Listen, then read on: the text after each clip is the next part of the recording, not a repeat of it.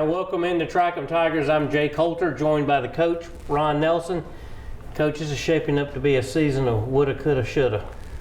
Yeah, it was. It was very disappointing Saturday. I thought our kids played hard. It was just a situation that, we got to face facts. LSU was a little bit better. Their offense. They had a good game plan, and I thought that we had a good game plan. It was two teams that really followed out. We struggled on offense a little bit, not a little bit, a lot. But you can't play what we call behind the chains. Mm-hmm. And it was so many times critical when we had makeable downs and we jump all sides. And you just can't do that. LSU, we kind of, I don't know if many people noticed, but we ran a different defense. And Coach Steele went with a three-man line, and he went with 7 defensive backs. We only had 1 linebacker in the game. And then one of the linebackers and the safeties was stacked, and we was always going to bring 4, but you didn't know which one. But most of the time it was going to be the linebacker. So it basically, it put LSU in a situation, you say, well, yes, they got 300 yards throwing the football, but everything was short. And you got to give Burrow credit because he was accurate. And but I don't know how many times that they needed 3rd and 4 and he would get 5, 2nd and 5 and he'd get 6. And just the short passing game really hurt us. I thought defensively we played about as well as we could play. They got to the point where we talked about this earlier. I watched the replay of the game and it really just made me sick at my stomach. That I've never ever criticized or blamed the game on referees, and I never will. But I counted 9 holding calls in the first half alone that were not when your hands are in. I'm talking about your hands are extended. And it was really to the point where I promise you that won't happen in Tuscaloosa, LSU. That it won't happen. So you better quit doing that. And but I thought one of the crucial things was when they had the ball, we had them pinned inside the 10, and it was 3rd and 8. And in Burrows, we got everybody covered. He's pressured hard. He scrambles to his right, and he picks up the first down. Well, T.D. Moultrie got basically raped on the play. The guy had 2 hands on him and threw him down to the ground. And the referee's right there. I just don't understand it. But here again, not going to blame referees. I'm off that soap. To me, the officiating's gotten steadily worse over the last 4 or 5 years. It's not just Auburn. It's across the conference, and there's no consistency, and that's the thing that's most frustrating. Some games that you can just touch somebody and you get a penalty, and then some. I don't. You can call holding on every play, but don't worry about calling holding. Just call the blatant holding. Yeah. When the hand goes outside the body, you got to do something about that. Yeah. And but there again, that's over with. Auburn we didn't do enough offensively. Gosh mighty. If DJ Williams doesn't step on the bounds at the 9-yard line, and we go back down and then we jump off sides, so we had to end up kicking a field goal. If we get that 7 points, that's the point that's difference in the game. And that's a freshman mistake. He had no reason to step out of bounds. There's nobody around him. The guy was chasing him, but he's got to be aware of the sideline. Yeah.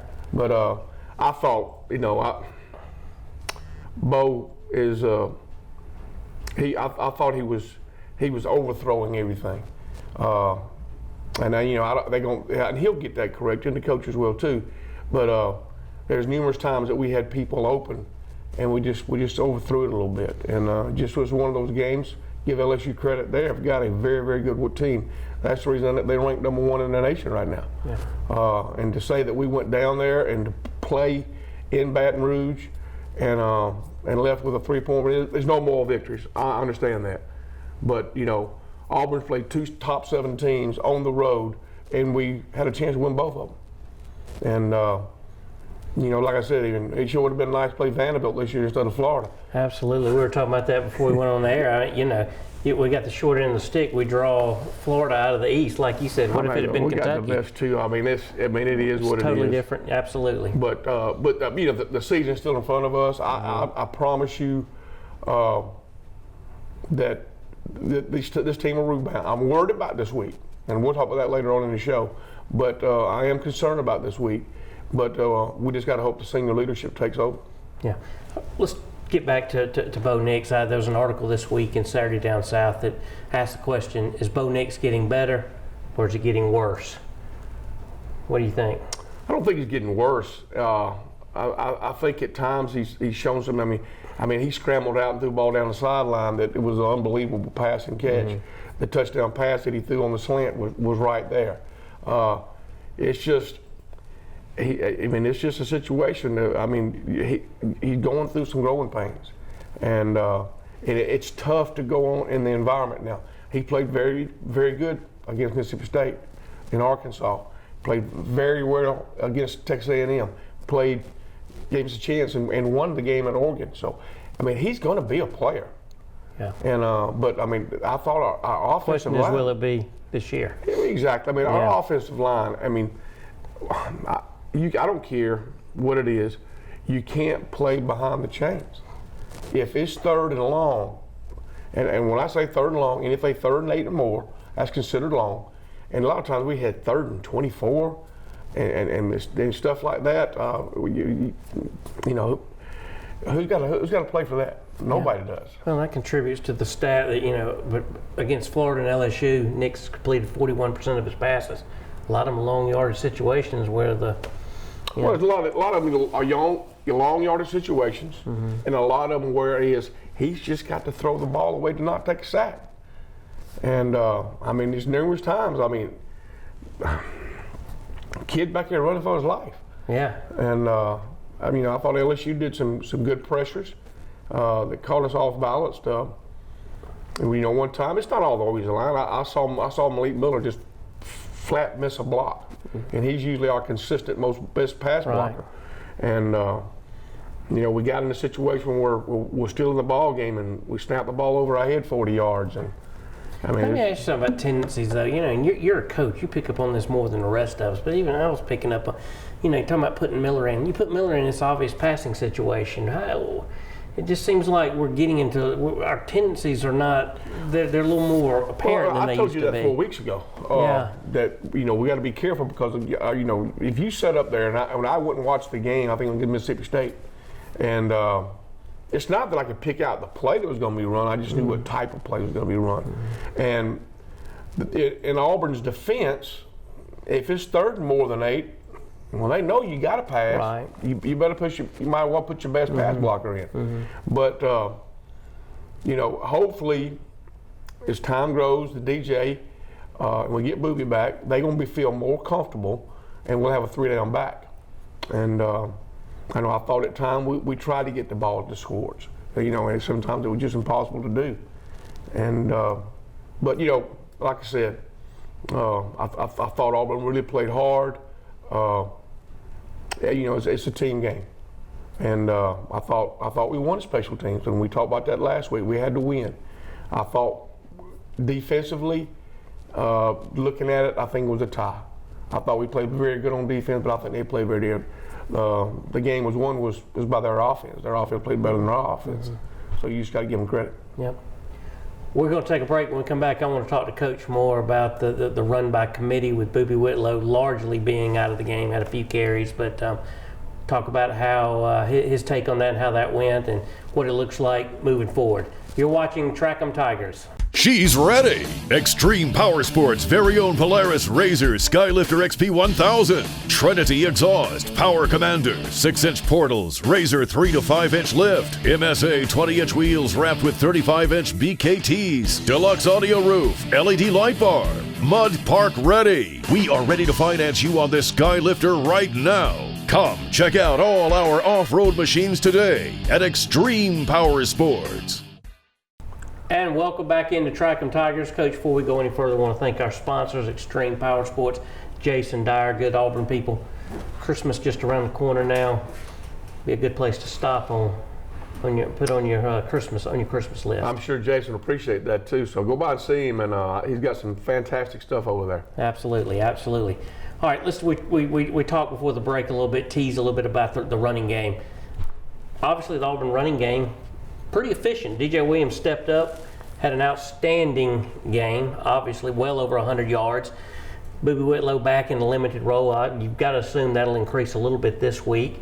And then, you had Sean Shivers and Cam Martin. They did their part too. So I think if there's a positive going forward, this running game will be pretty formidable in the coming weeks if we keep everybody healthy. It's all about blocking up front. Yeah. And we got 2 big runs by DJ, and he's going to be. I think he's going to be an excellent running back before he gets out of here.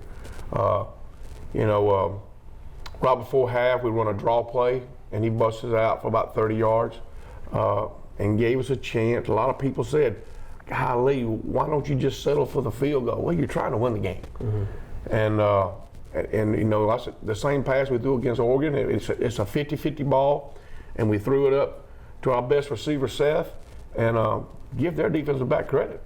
He went over Seth. I mean, I think Seth kind of stumbled and couldn't really get up and to jump right quick, and so that hurt. In the opening play of the second half, we bust a power play and we bust it for 70, and that's when he went down the sideline and stepped out of bounds. So I mean, there were some encouraging things. To the life of me, I don't know how Boobie came back in 2 weeks. And if he had cartilage surgery, that's usually a 4 to 6 week operation. And but they cleared him to play. He didn't play a lot, but I think his role will increase. We got Ole Miss coming up, then we got an open date, and then we got a 3-game stretch. I really don't think you'll probably see a whole lot of Boobie next week, just because we can get him rested for 2 more weeks. And but you gotta play what the best is. Yeah. Sean Shivers made some good runs, some good tough runs.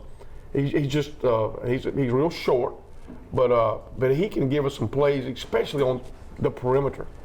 And that's what I wish we'd have done more often, was got more runs on the perimeter, because LSU was just, Lord, at times I thought when we had ball, the crucial thing is, and when this is something we didn't talk about, and is that, we had 4 goal line stands.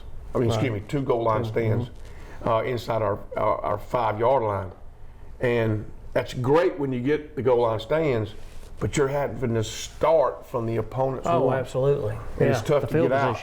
And, every time, they were sitting there, and I counted 9 people in the box. And it's just tough to run and try to get that. Now, in hindsight, I don't know if Anthony Schwartz run the wrong route, or if Bo just threw the ball terribly, but we could have picked the first down up on the pass, and because Anthony was open, right. But we threw it behind him and we didn't get it, and so that was crucial. But Sean Shivers, like I said, going back to him, Cam has still got some spurts. Neither one of them are just real big backs that can take the punishment of a not only a LSU defense, but a SEC defense. Yeah. Pointed question. LSU defense, obviously a good defense, but they've given up points this year. They gave up a lot to Texas. They gave up 28 points to Florida the week before. They got good defense, but yeah, well, they got two defensive linemen back. Mm-hmm. Lawrence, number 90, I think, they got him back, and then another one. So they was a little down with some depth. One thing they're not down on is secondary. They got one of the best secondaries in the conference. Yeah. And they got 2 really good linebackers. They were just. I know other people scored on them, but I don't think it was because they wasn't completely healthy. Yeah. Getting back to offense, what's your take on this Auburn offense right now as a whole? Where are they? You got to look at the level of competition. Nobody's played the schedule Auburn has, and to be sitting at 6-2 now, I think a lot of us probably would have taken that before the year started. But right now, as we enter into, I guess, modern day Amen Corner coming up, we got Ole Miss and then break, and then we get Georgia. Where are we offensively? You're an offensive coach. We had a lot of jumping off sides. I know that was the environment, but we got the last 4 games at home. Where's this offense stand right now? Well, the frustrating thing is on jumping off side. These are seniors. Yeah, they've been there. They've been in stadiums before. This is totally unacceptable. Mm-hmm. we need to find an identity. Okay, something to hang our hat on. We're not going to be a team that can go out there and throw the ball 30 times and win. We got to be able to run the football, but there's so many times where you want to establish the run, but when it's 2nd and 9, when you don't pick up a 1, it puts you back behind the chains. So, I don't know. You got to go back and game planning and trying to get some more perimeter runs to try to open up the power and the stuff that we know that we try to run. And it's just the offensive line's got to play better. You look at it as a whole, is it play calling or is it execution? It's not play calling. I mean, every play that you design up and call is supposed to work. You're throwing up with the chalk. Whoever got the chalk last is going to win. It's just to the physical nature. I would just, for some reason, we're doing it against the Mississippi States and the Arkansas, right, and even the Texas A&Ms. And I don't think Texas A&M's a bad football team. We just can't do it against 2 really, really good football teams. And that's the scary part, because we might still have 2 of the best still left. Yeah. And just little things can open up something real quick, and then you feel like you'll play ahead instead of a play behind. Yeah. I thought, like, for the 2nd time this season, that we was behind the chains too much to try to call a good ball game and to give Bo a chance. Bo's going to have a chance when we can run the ball and have 2nd and 4 and we can play action pass. That's when we're going to be successful. But our biggest hope this week is that Ole Miss don't have near the quite defense that LSU has. Yeah, well, I would expect it. And hope our crowd will react just like the 2 crowds that Gainesville and Baton Rouge has. So that'd be the big point to that. But like I said, it's easy. Everybody knows how to coach. I'm just going to tell you. I've been in the business forever. And why did you do that? It's easy to say, why did you do it after it's done? Yeah. If I knew it wouldn't work, I wouldn't do it. But from the situation is, I listened to Mike Lombardi come on this week, and this is a guy, a general manager that tried to hire Gus Malzahn, right, with the Washington Redskins, right, and he's going to come back and say all this crazy crap. And now I will agree with him. I don't think that our passing tree needs to be good, but to say that Gus can't call a game, that's ridiculous. Yeah. And I'm glad to see Kirk Herbstreit come out this morning and back up what I'm feeling was, there's nothing wrong with the offense. This same offense that Clemson runs. It works for them. Yeah. And we just got to execute better. If you can run the football and then you can pass the ball equally, then everything's in your hands. And right now we're just not clicking against good defenses running the football. Yeah. Good stuff. All right, we're going to take our final break. When we come back, we're going to move forward and look towards this weekend with Ole Miss. You're watching Track 'em Tigers.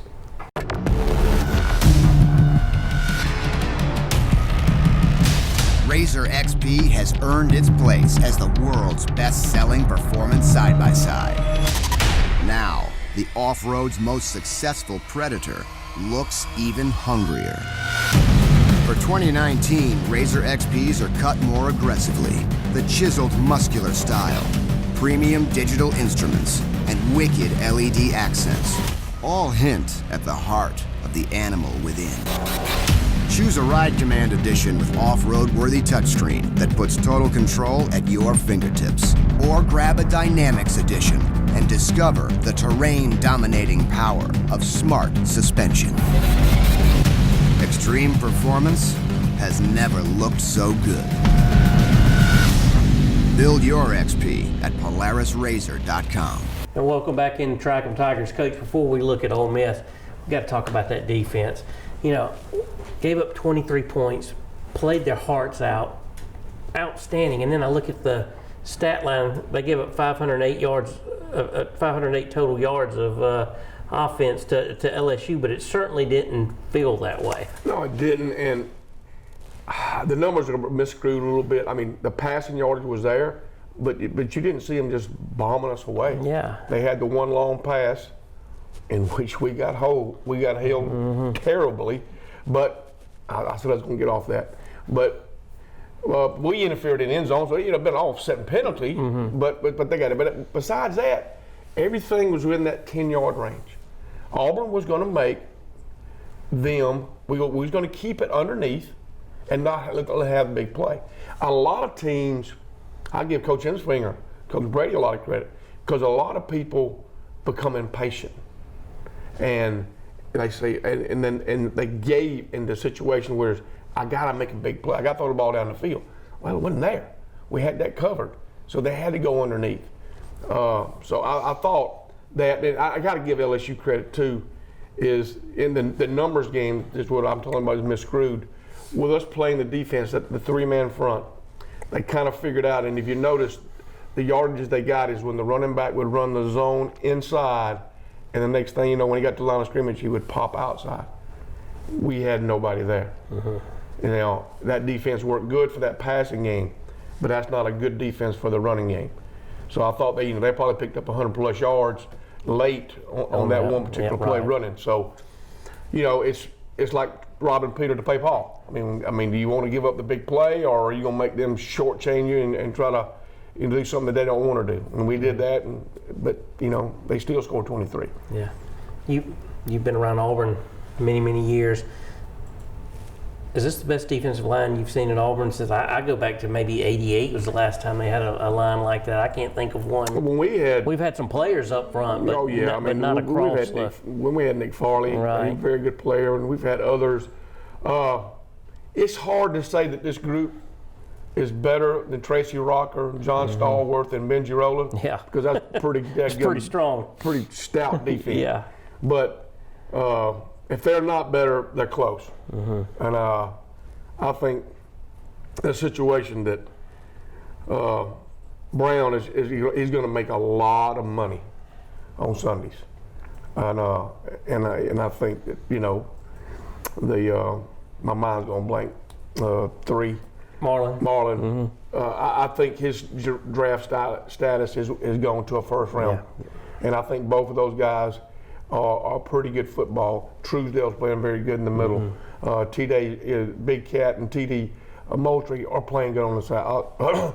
Now, the touchdown that they had, the last touchdown they got, we lined up wrong, and we was rushing to get people on the field, and Nick Cole was supposed to be on the defensive right, offensive left. And for some reason, he got up and went to the right. Well, they had 4 blockers, and we only had a man and a half over there. And it was easy to get through. Yeah, they were probably delirious. They've been on the field for 3 hours. When I watched it, I says, because Nick's been in the doghouse for not practicing. Right. And not practicing hard. And then when they score the touchdown, I see a player just standing there. And I'm saying, what in the world? So I rewind it, and it's him, and I'm saying, well, that's why he got benched. But then I went back and ran the play back and kept looking at it again. He lined up wrong, and then by the time he got to the other side, the ball was already snapped, and the ball was gone. So it really wasn't like an effort. It's just that we lined up wrong. So that not saying that they wouldn't have scored anyway, but it's a whole lot easier when you lined up wrong to score. Yeah. But like I said, that's a heck of a defensive line. One that really you hate, because if our offense was more productive, you're talking about probably a championship defense. Yeah. And now the thing that's got to hold on is they've done played really four very physical games this year, and we got to hold up, and that's the concern we got this week. Yeah. Which leads us into Ole Miss. They're 3-5. They've got athletes. They had a week off. You and I, being the eternal pessimists, we're both concerned. Yeah, we were concerned about Mississippi State too. Yeah, so for the record. But for the record, but Ole Miss, they're dangerous on offense. Now that's playing into our strength. They're a very good running football team, but that plays into our strength. Boy, didn't KJ Britt have some great hits the other day. Absolutely. And him and Owen Papai, or whatever his name is, he's going to be something. They're both going to be something. Both going to be great, excellent linebackers. But the problem is it's going to be their strength against our strength. But what they're not very good at is playing defense. Well, we're not playing offense real good. So, I mean, the thing that concerned me is they had a week off, and their legs are fresh. They got some people back healthy. We're beat up. That was a very physical ball game. I noticed where Coach Mullen, they just gave Sunday completely off. Monday's not a work day anyway; it's a film day. Tuesday, they hit the field. So, hopefully, the senior leadership will take over because this season is not lost. No. I mean, Auburn fans, we're all disappointed. But if you told me that we're going to be 6-2 after 8 games, and we're going to be ranked 11th in the country, I took it. Yeah. Just because of the schedule we got. You found a way to win those 2 big ones. And it's been a great year. I mean, and like I said, it's not that we got blowed out. I mean, I know it don't matter if 1 point's just as good as 50. It don't. But you gave yourself a chance. Mm-hmm. Now we can get this Ole Miss win, and then we can have the bye. We got the bye, and we got a week to prepare for Georgia. They're coming to Auburn. We hadn't had a lot of success against Georgia lately, but I like our chances. Yeah. And so but we got to get through this one. This one mentally is the mental game. This is you heard people talk about the trap game. This is the trap game. It's the trap game. But Auburn matches up really well. Ole Miss second leading rushing offense in the SEC. They've had 3 or 4 offensive linemen banged up. Their quarterback underwent some kind of knee procedure a couple of weeks ago. Don't know whether he's going to start or not. There's a lot of uncertainty with them too. I don't wish him any bad luck, Plumlee, but I just soon not see him because of his leg factor. Mm-hmm. That kid can really play, and I'm not saying he's a great passer, but his legs will affect you. The other quarterback, Corral, you're going to get a quarterback that throws the ball pretty good, but he's not going to hurt you a lot with his legs. Not as bad as the other one was. So from that standpoint, we just got to be able to run the football and pass the football.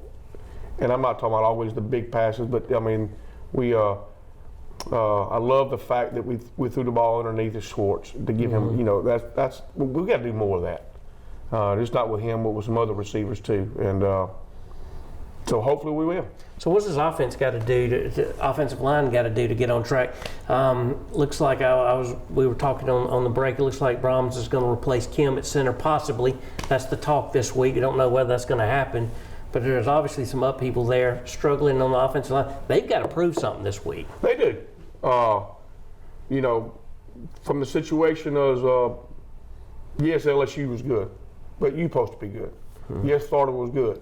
And I thought we got manhandled those 2 games. And I think that's the only place on the field that we got manhandled.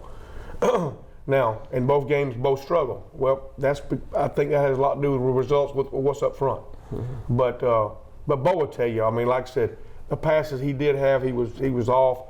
We just got to get our timing back, get our confidence back, and let's hit this stretch run and see what we can do. Yeah. Going to be a good one. Auburn welcomes the Ole Miss Rebels to Jordan-Hare Stadium. Kickoff 7 p.m. on ESPN. Hope everyone has a good weekend, and War Eagle. War Eagle.